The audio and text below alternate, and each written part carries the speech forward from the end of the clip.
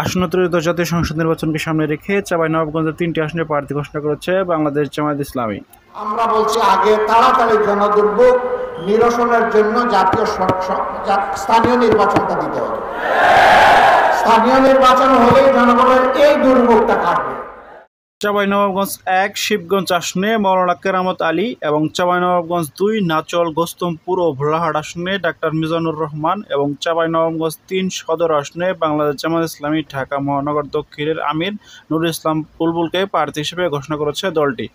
75 পরবর্তী রাজনৈতিক পট পরিবর্তনের পর ধীরে ধীরে চাঁপাইনবাবগঞ্জে শক্ত অবস্থান তৈরি করে জামায়াত ইসলামী। তবে যুদ্ধ অবরোধের বিচার শুরু হলে দলটি আবারও অবস্থান হারাতে শুরু করে।